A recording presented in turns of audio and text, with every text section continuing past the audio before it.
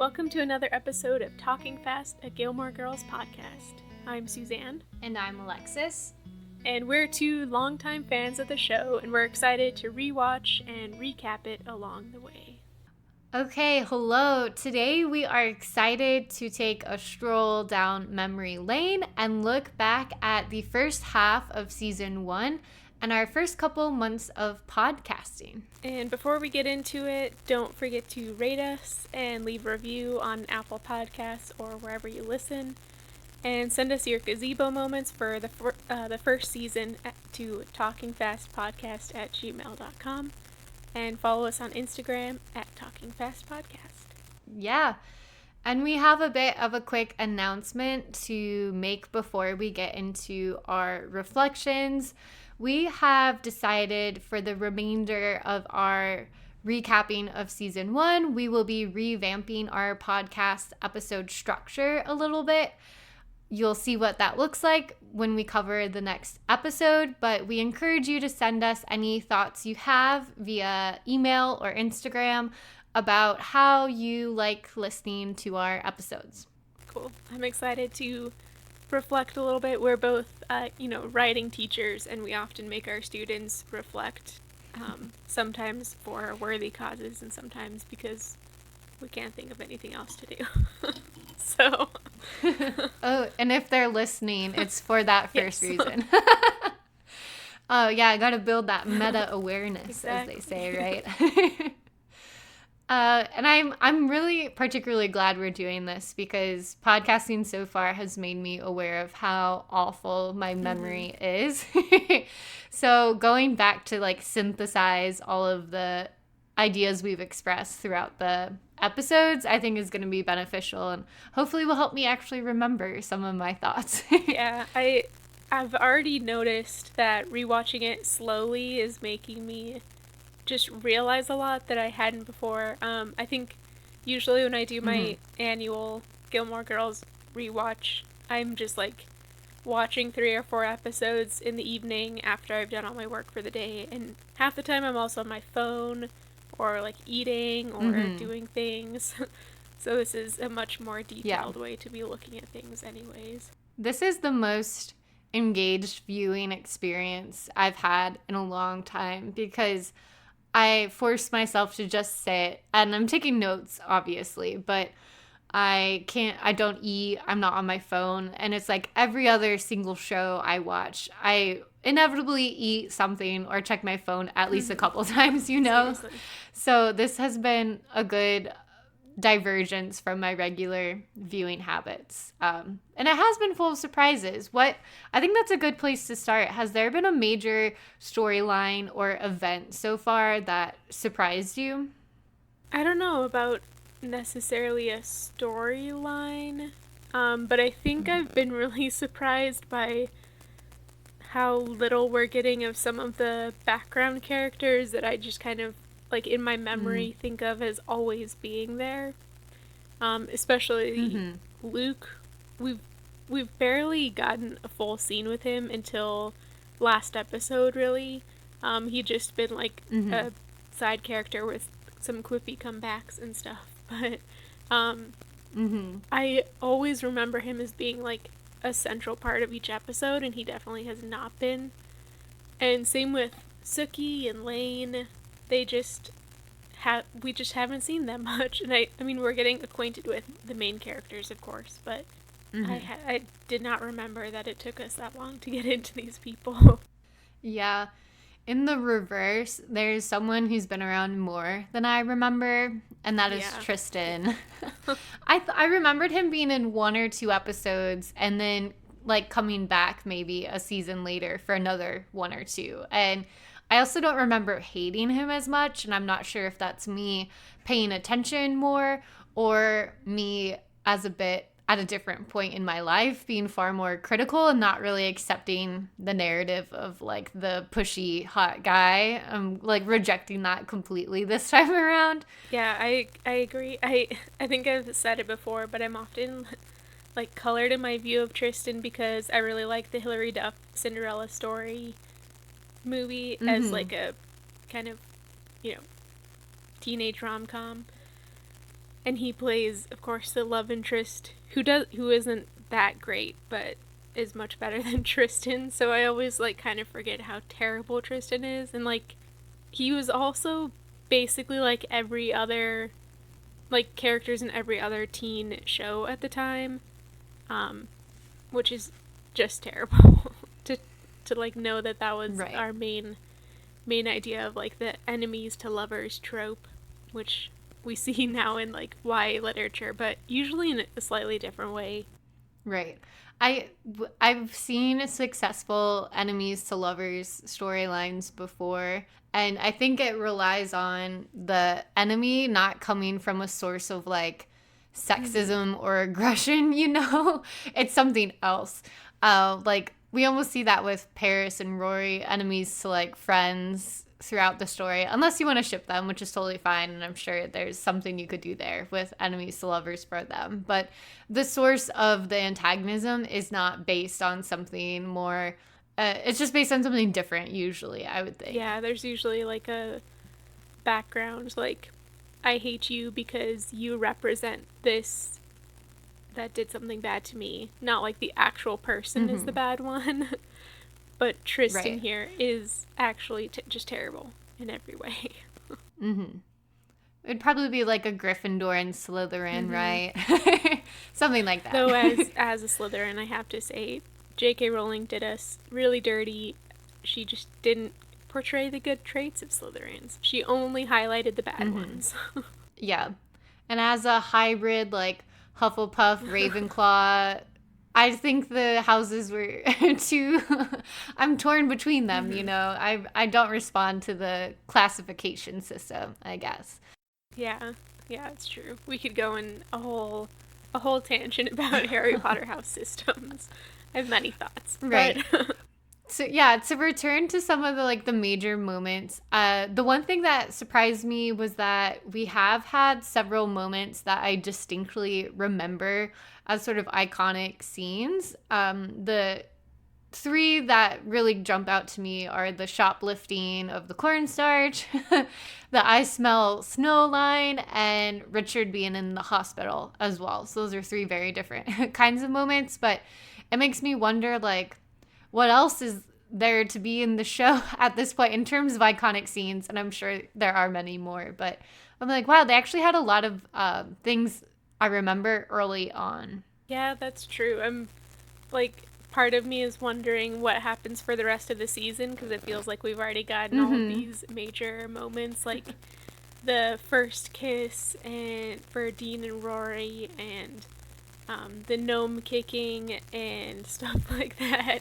So what is left to happen? But I'm sure we'll be surprised for each episode. But yeah, I agree. I think those are the most iconic from this first half. The I smell snow is something I say every year. And the cornstarch shoplifting. That's in our memories as much as it's on Rory's bedstand or bedside table as a memento. Right, exactly. And I think, and it's referenced really clearly in the revival as well. So I think that's another reason those are so stuck in my memory, maybe, too. Yeah. What are some of the things that we've like talked about as major kind of through lines for the first, what is it, 11, 10 episodes of the season? Like some of the major storylines that we've seen developing, or character arcs that we've seen coming. Yeah, I would say the two parallel love stories so far. We have Dean and Rory and Lorelai and Max, which are unfolding in fairly expected ways. But to highlight a more surprising unfolding character arc, well, relationship, has been Richard and Rory for me. Which, I mean, I remembered them being close, but I didn't remember it developing in the way that it did, which was like starting out from a place of not knowing each other. I always thought of them as knowing each other. So that's been a really rewarding storyline to see grow so far. I agree. I definitely noted that her like bonding with both of the grandparents, I think, has been something that's really strong so far, and especially when juxtaposed against Lorelai's like projection of her childhood discontents onto Rory, and her reaction, and oftentimes like jealousy in a way of Rory's relationship with Richard and Emily. And I think that we've seen that have some high points and some low points so far, and of course nothing is resolved by any means at this point, even though we have just had our very emotional hospital scene, which brought some things kind of up to the surface, but nothing was talked about. Yeah, I was actually reading an article earlier called Why Gilmore Girls Indoors. I can link to that, but they describe Amy Sherman Palladino's motto as like making the big small and making the small big. And then she also believed in like the richness of the mundane, which I feel like describes a lot of these early scenes, that the episodes do like treasure or value the mundane or just the everyday details of life. And then you will occasionally get like a kind of classic big moment, which I feel like we had in the hospital scenes of last episode. But I think that describes like a lot of what I appreciate when I'm watching the show, and also like how it has a kind of like a rewarding narrative structure that like kind of creeps up on you and surprises you in scenes like episode 10. Yeah, it feels more like real life possibly than some other shows that like go on just the big moments, and that's everything's made more dramatic. Whereas yeah, if we get to actually hang out with these characters in their small moments and like get to know them in that way, like in that really awkward movie night with Dean, Lorelai, and Rory, then like it's even more impactful when we see Lorelai like struggling to look at her father in a hospital bed than it would be if everything we'd had so far was just like huge moments in their lives. That's yeah, I want to read that. That sounds interesting. Yeah. I think, of course, it would be appropriate to discuss our favorite characters so far from this first season. We started out in our very first trailer episode naming some of our favorites. Have those remained consistent for you, or have you been surprised by newcomer favorites as you've been recapping? I think they have remained mostly consistent, if I'm remembering our trailer episode well enough. But I was thinking my favorite so far, obviously I love Lorelai. She's a character, like, through all her many faults, that's just very relatable in a way, even though I'm nothing like her. But but I also I think Sookie and Jackson are still two of my favorite characters, and seeing their relationship from the very beginning, as co-workers basically, although co-workers who understand each other in a way that nobody else does, I think is really cool, and I can't wait to see their story develop further.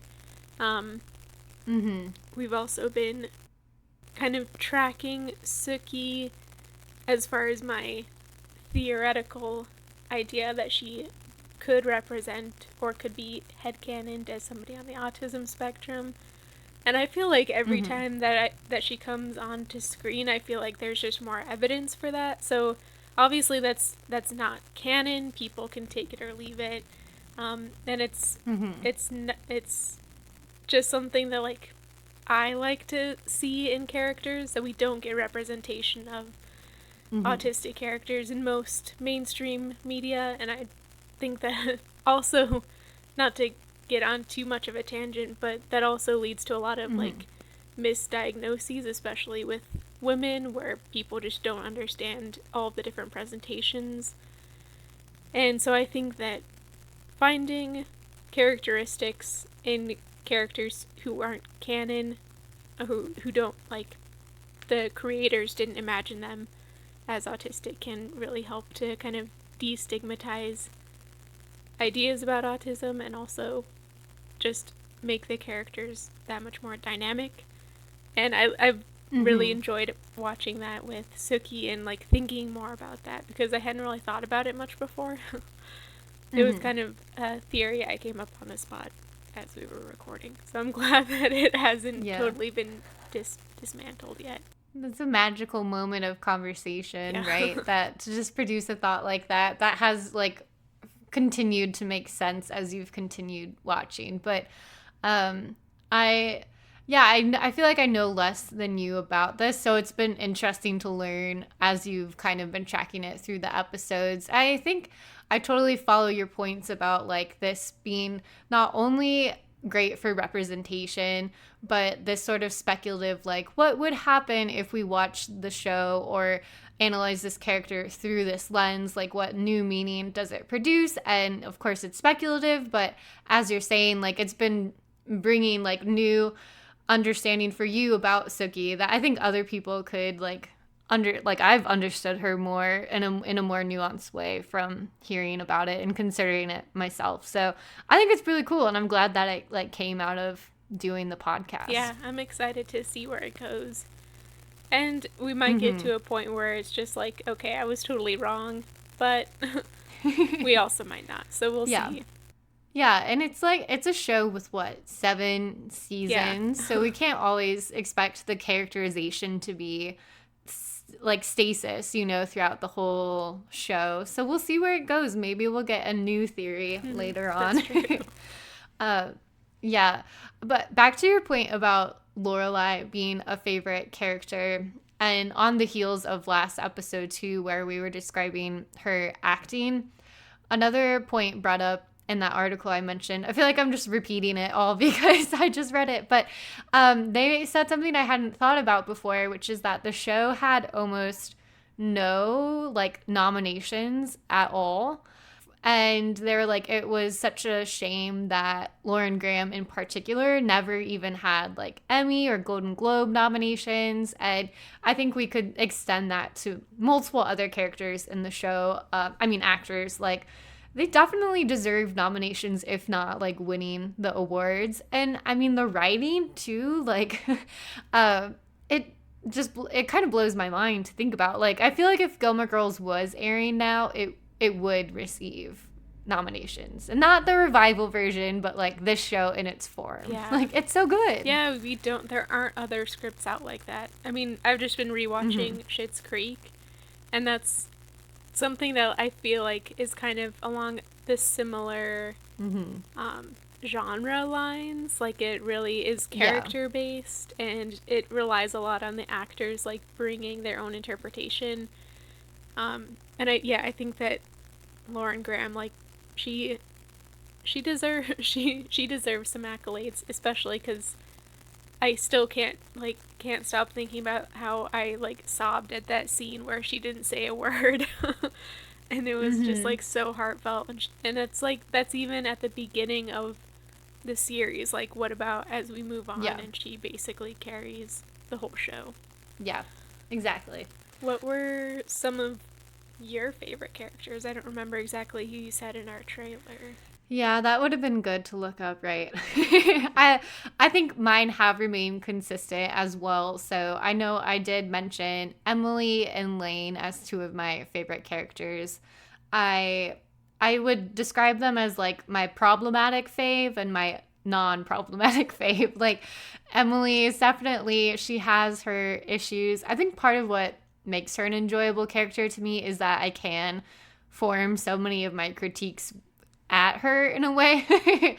But while also just I have such a love for her wit and her sarcasm, and how so many of the very like emotionally driven scenes do involve her and her relationship with Lorelai in particular. So she's always kind of there when a fight is going on, and it's very momentous. But Lane is just perfect in every way as far as I'm considered, and I really love the friendship between her and Rory. I think we've both expressed our admiration for the relationships built in the show that are not only based on like heterosexual love, but many different kinds of love and bonds. and Lane and Rory is like the main one that can be one of my favorites. But as far as a surprising favorite character, this probably isn't a surprise to any, like, because many of my gazebo moments have been about him. But Luke, like, I think, as you said, like, I always just remembered Luke, like, always being there, always being, like, a central figure that I was kind of, like, take or leave for, to be honest. Maybe I'm like Lorelai, you know, he's just always been there, so reliable, and I just never noticed him until now. But he's so, like, gruff, yet sweet, thoughtful and caring, and, like, the ethical activist as well. Like, it's just been really, really, I've really been enjoying any of the scenes Luke has been in so far, and I'm looking forward to, as he becomes that more central part of the show, like, we know will happen. Yeah, I agree. I, like, never really caught all of his different lines about, like, golf courses being a blight on humanity or the environment. I don't remember. And all of that. Like, I do remember that he always criticized their eating habits because they just ate junk food all the time. But I didn't remember that there was also so much else that he was, like, passionate about. And I almost feel like it's kind of lost a bit later in the season or the series. But I do, yeah, I've loved seeing that so far. All more in the day. Yeah. I could see how that could happen, though. Like, to kind of pigeonhole him into a certain kind of type, maybe, for the convenience of once they start to get a lot more storylines going on, which will be unfortunate. Yeah. We'll see, though. We will see. Yeah. I think I've been surprised, and this might be kind of a controversial opinion, but I am not a huge Rory fan when I think about the series overall. But I've been really surprised rewatching it how much I really like her, especially as, like, a representation of a 16-year-old, bookish person. And I think I really do like her in these first early seasons, which kind of makes the later seasons a little bit more disappointing when I stop relating to her very much. But yeah, I've liked how she's definitely got some flaws and, like, the people-pleasing aspect that we've talked about a bit, but she also, like, very clearly stands up for herself and is a caring person. Like, she listens to Lane and isn't offended when Lane points out her flaws, which I think is a hard thing to do. And she's very accepting, like, she's very willing to meet new people and befriend her grandparents despite what her mother has said about them. So yeah, I've just been kind of surprised about how much I like her. Yeah. I think a lot of the Rory hate, this is my hypothesis at least, that I haven't really thought about until you said this, is that she does start out as likable and relatable for, like, a lot of viewers, like younger bookish viewers like us, or as we were at one point in our lives. And so when you start to identify with the character, you're gonna have a far more, like, once she starts to do things that are more flawed or unlikable, then it's like a harsh, like, reaction, because you're like, oh, I no longer want to associate with this character because I'm not totally okay with all the things that she's doing. When it's like, really, it's just a depiction of a character's arc, you know, like, she goes through these things. It doesn't, I don't know. Yeah. But I'm just thinking, like, oh, maybe so many fans are uncomfortable with how her story turns out because it ends up exploring certain things that maybe they didn't expect, or, like, well, I don't want to be, like, cheating with Dean. That's not something I identify with, but it's like, well, it's a deep storyline. Yeah, it, like, started out with her character having a similar character arc to many of our lives. And then it deviated, and our lives went in a different direction than hers did, and it became hard to relate. Yeah. But we will enjoy her while we can. Yeah, definitely. We interrupt this podcast with a message from our sponsor. Here in cozy Stars Hollow, we are on the doorstep to the wide world of cuisine. But no, it doesn't require a trip to New York City or even Hartford. Just come on over to Al's Pancake World to get a taste of the world. While we do indeed have pancakes and other breakfast foods, our specialty lies elsewhere. Have you been craving a delicious curry? Or perhaps some fresh caught clams? Believe it or not, Al's has just the menu for you in our little landlocked town. And right now, we have an offer just for listeners of Talking Fast. So come on in and have a seat at Al's Pancake World. Mention the podcast, Talking Fast, to your server and you'll receive a 25% coupon for next week's sushi night. Remember, just mention Talking Fast to your server for a coupon for a sushi night. That's Talking Fast for 25% off sushi made fresh from the freezer at Al's Pancake World. Al's Pancake World. Don't believe the bad reviews.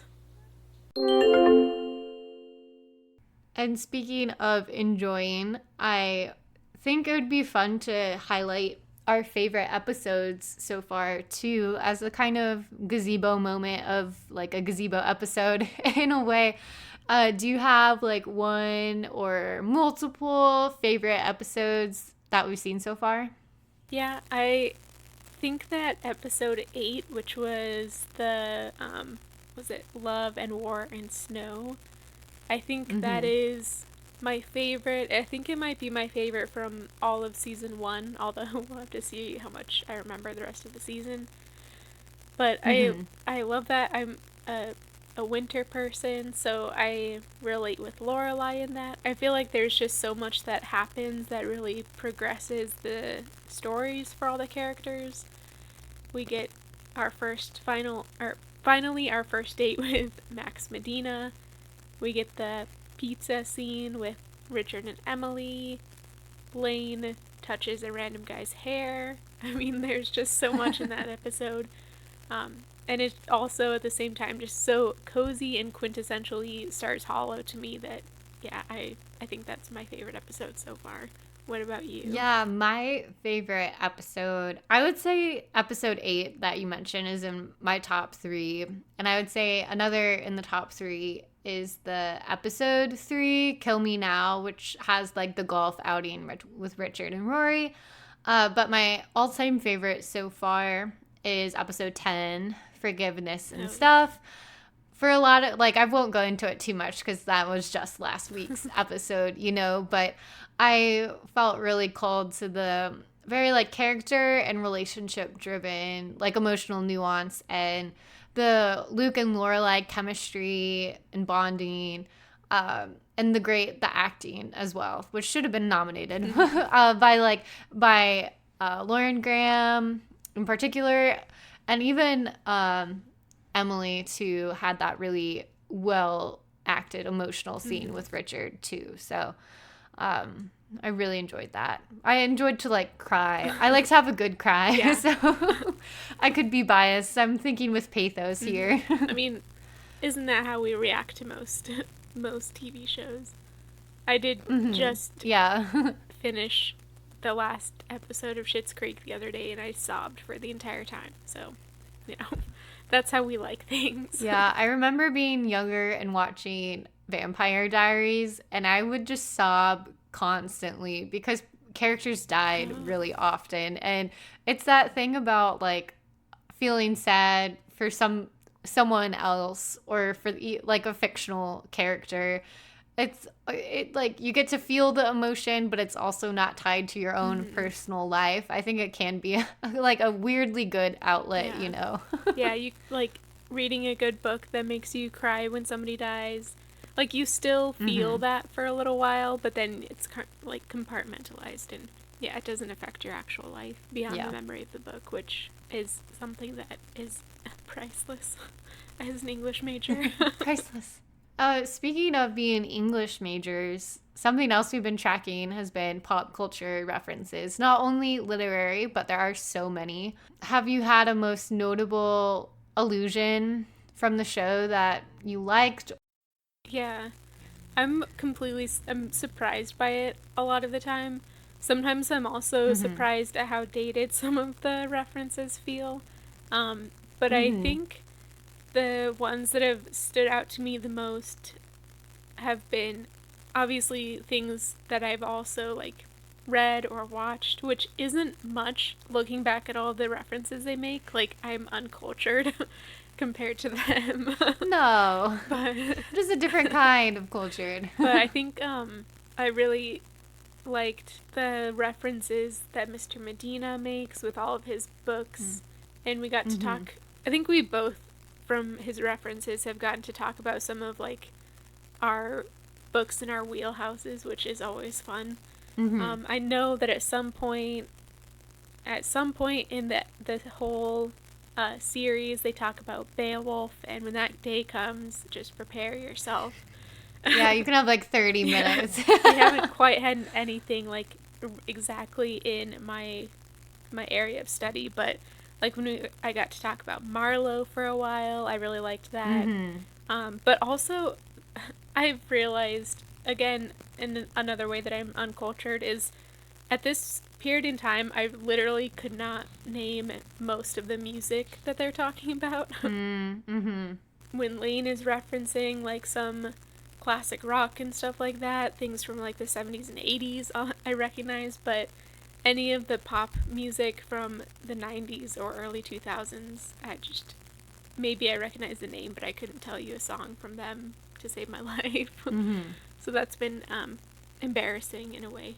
What have been some of your favorite pop culture or least favorite pop culture things? Well, I find it interesting that you bring up Max Medina and all of his references, because I'm just remembering we went like pretty hard on him at the start, and we were just like his curriculum, and we're like, is it going to be all these like late great white men and whatnot? But we did just have him. I just realized he was grading a paper on Emily Dickinson, was one of my like things I had noticed. So I think you're right. Like, he has actually had more expansive allusions not allusions, but he's been teaching more expansively than we suspected at first. So I want to give him credit for that.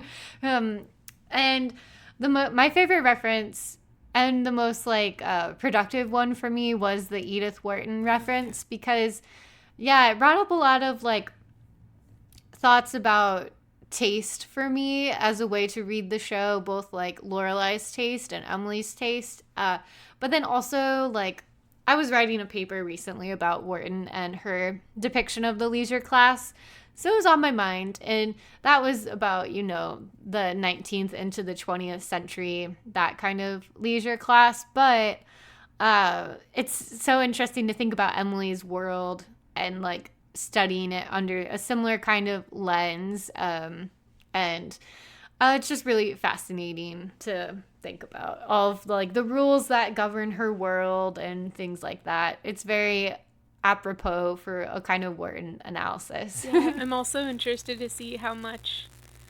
I'm pretty sure we're coming up to the cotillion episode soon, and I'm really interested to see how much like we can maybe track things that haven't changed from Wharton's time or have changed minimally, that have been kept like in the name of tradition, but also have many other undercurrents to them. So that'll be interesting to see. And on the topic of pop culture, I think this will be the last time I reference this article. But I wrote up this quote about the use of pop culture in Gilmore Girls because I found it really interesting. They describe all of the allusions made in the show as like the joyous center of the show, offering fans a utopian fantasy of familial love grounded in deep appreciation of cop rock. So I think they mentioned cop rock just to describe like one kind of show, but the idea that all of these allusions and references are not only to like build up the language of the show, but to also like ground and communicate the like love and connection between like Rory and Lorelai, or Lorelai and Sookie, Rory and Lane.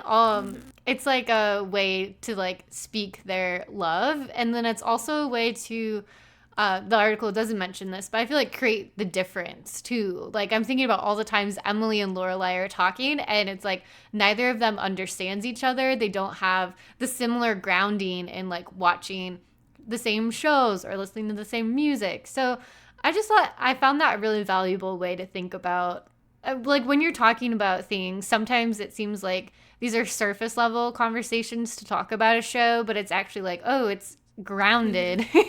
It's deeper than that.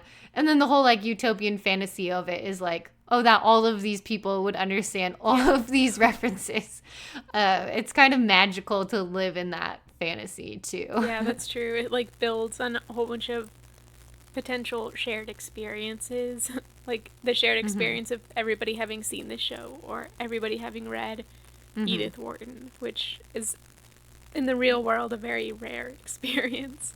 Yeah, I really like that. Sounds awesome. I really like that interpretation. Okay, in terms of the fashion of the show, I don't have too many conclusive statements other than it's like I feel like the component of the show that dates it the most for me. It really does communicate a distinct period of time. But my surprising favorite like fashion icon besides Lorelai has been Jackson. Yes, I agree. Which has been fun. I've been really struck by like, I mean, of course in a show you'll use like fashion to characterize or help characterize the characters. But I've been really interested to see how it's like created the two sides of Lorelai specifically. She's had like a very distinct like casual wear with her kind of graphic t-shirts and like band tees and low-rise jeans and all of that stuff from the early 2000s. But then she also has a very like distinct and professional work attire, which I've found really interesting to see.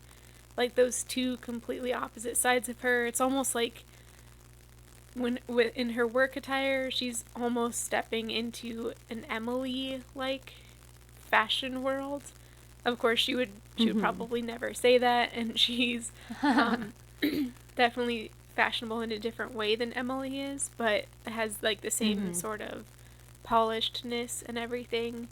So I found it really interesting how they show both of her two different sides of her. Just through the clothes that she's wearing. That's a really good point. And to think about like the fashion or the styling of the character as a tool for the characterization, I think is a very productive one. And I wonder to think about like what does she wear to Friday night dinners? Yeah. That's something I might want to look at now. Is it like a hybrid between the two styles that she has going on? Yeah, that's true. I do remember we did get that one scene when she went to the parent-teacher conference and met Mr. Medina for the first time, where we said that she like was blending her casual and professional wear with her B-52 shirt and a blazer over top.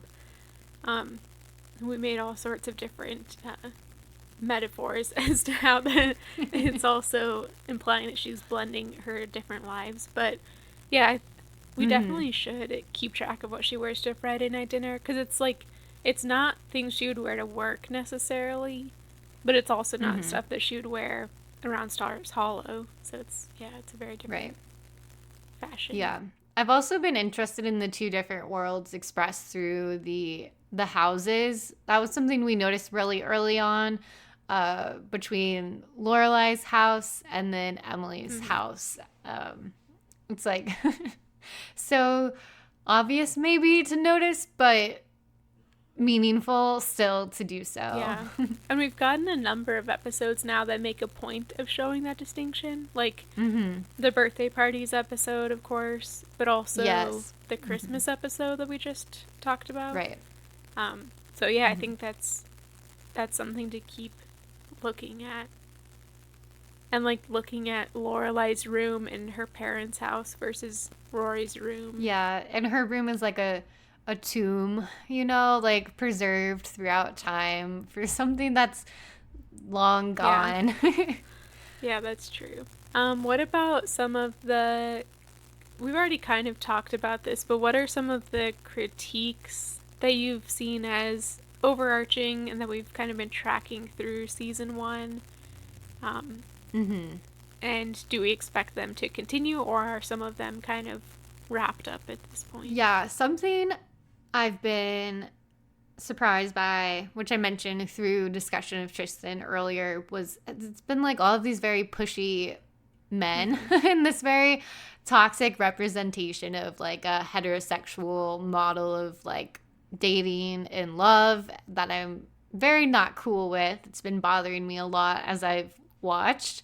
And as I mentioned in our trailer episode, that I am like, I am team Logan. This has me thinking quite a lot about how I'm gonna feel, honestly, when Logan arrives. I've always viewed him as problematic as well. Like, I don't have, rose-colored glasses on, but I do feel like I may need to reevaluate when we get there.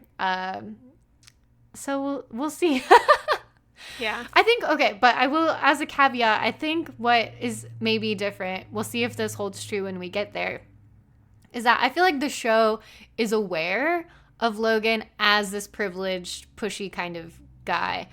And I don't think the show is aware or like condemns in any way some of the guys like Max or Dean for their pushiness. Like, I don't think they treat it in this similar way. Whereas like Tristan and Logan, I do think the show is like working with the like, oh, this guy is an asshole kind of trope a bit. I don't know.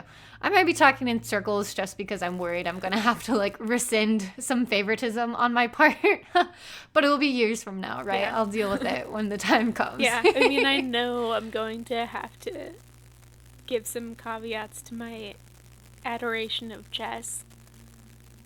True. Who is very problematic from the very beginning, but also everybody loves him, so I feel justified. Mm-hmm.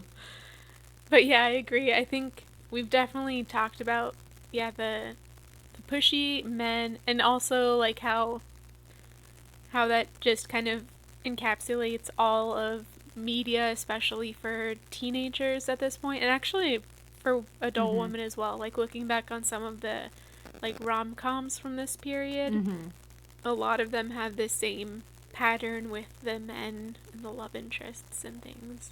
I've also been really interested in kind of tracking how Lorelai projects her own dissatisfaction with her life onto Rory. And I think we talked about it, especially in the first couple episodes, a lot when Lorelai was like trying to speak for Rory and not letting Rory really like make her own choices, or feel confident in her own choices. And I think that's something that we'll continue to see, but I feel like there's already been a lot of growth for that so far, and I am, psychically predicting that that will continue to change. But yeah, I think it's been really interesting also to see how Lorelai's projected all of that onto her own relationship with Emily and has been unable to move past so many things. And Emily has done the same thing. Dramatic relationships. Yeah.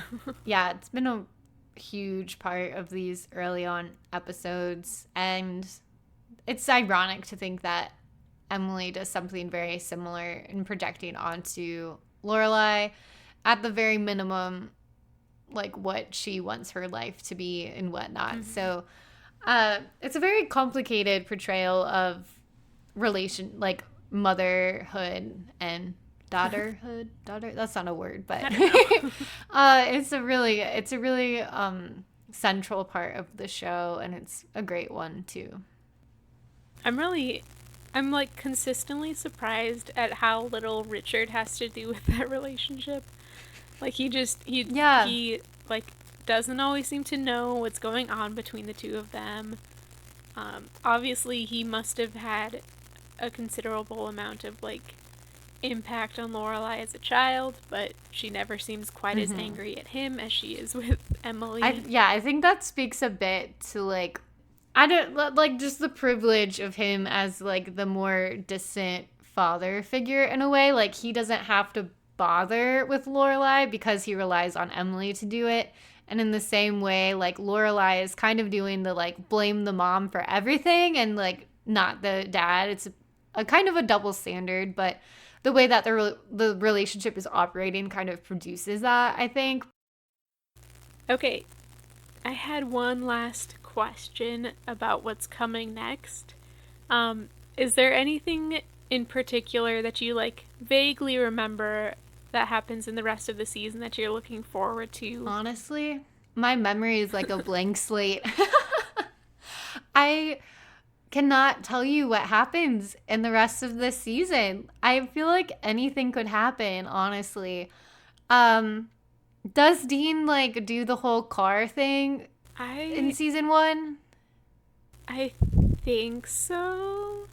Yeah, I feel like that does happen because that definitely happens before Jess shows up. Okay, so I'm looking forward to seeing that again. Yeah. I also... Does Christopher show up in season 1? Yeah, I think he might show up pretty soon. Okay. On his motorcycle. I'm excited to see that develop too. So I think those are the two things. And those are also the two first things that popped into my mind. So I'm going to go with them because I can't remember anything else. Yeah, I didn't give you any preparation for this. Yeah, no, it's fine. It's an honest answer.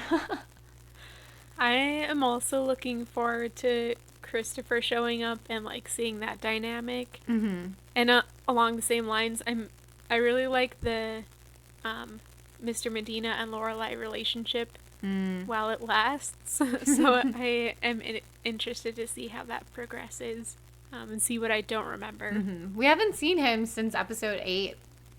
Yeah. Yeah, that's true. It's weird. I mean, he definitely becomes more of a mainstay because they get engaged, right? Mm-hmm. Yeah.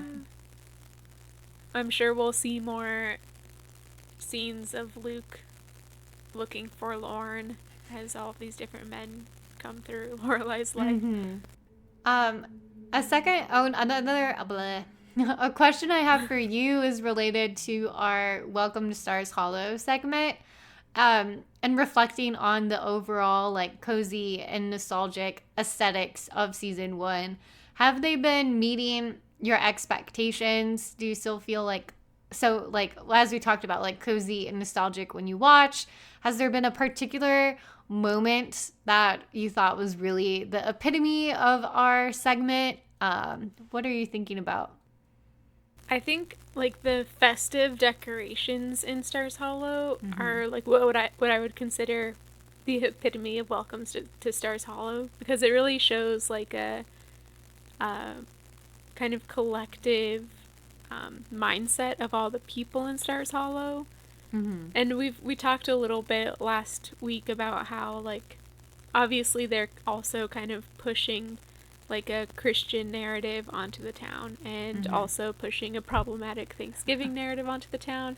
But they still have this kind of community effort that we'll see many other times. And I feel like the seasonal decor and festivals are kind of like the epitome of that in my mind. And what really remind me of Stars Hollow. Yeah, it's interesting to think of some of the Welcome to Stars Hollow like, things that we point out as being both, like, the avenue for so many of our positive associations with the show, but also some of them are quite in the logic of, like, the whiteness of the show, the class politics of the show, and as you, like, Christian a bit too, some of those other things are very, like, rolled up in some of those festivals and other things. But in general, for the aesthetic of the show, what has surprised me, or something I've enjoyed, is seeing it unfold into a very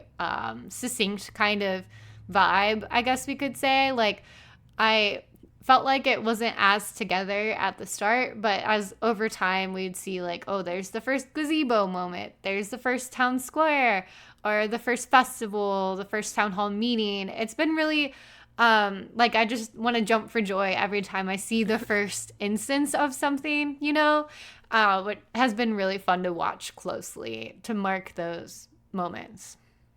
Yeah. You know, one moment that we're really going to have to give some fanfare is the first time that Kirk is actually Kirk. Yeah. It still hasn't happened yet. I'm glad you no, wait, Kirk has been Kirk. When was he Kirk? it was like he's been Kirk since at the very least he's like a new employee at the market, and he has that run-in with Miss Patty, and she's like, "Don't you know who I am? I'm Miss Patty." Was he Kirk then? Mm-hmm. Oh. Oh, I missed. It is in episode 5, Cinnamon's Wake. And Patty, Patty is at Ducey's Market, and Kirk has a name tag that said Kirk, and he says he's the new assistant manager. Wow. And him and Miss Patty have a bit of a run-in, and then they meet up later again at the wake, and Kirk apologizes, and Miss Patty forgives him at that point. Wow. I can't believe I missed that. And I also can't believe that somebody made Kirk as the assistant manager of Ducey's. Yeah. That's just I think you've subliminally known, because we have talked about Kirk in the episode. Yeah. He just sneaks in. Mm-hmm. He does, That's which has been, I'm glad we caught that. It felt like a big discovery that our podcast made. But I'm sure other people did know too. But yeah. Watching closely, I never knew he was Mick. R.I.P. to Mick. Yeah, seriously. Never to be seen again. Okay, cool. Did you have anything else you wanted to talk about as we I just forgot the rest of that word. Revisit the first reflect. Yeah, reflect. Yes. Retroactive, retrospective. A few different words could work. No, I think that was good. I feel like we collected a lot of big observations of the first half of the season, and I think we should do this again for the second half and see if these things are pulled through or not, or what is new and distinct about the second half of the season. But I'm really enjoying it so far, season 1, so that's good, because we spent a lot of time on this.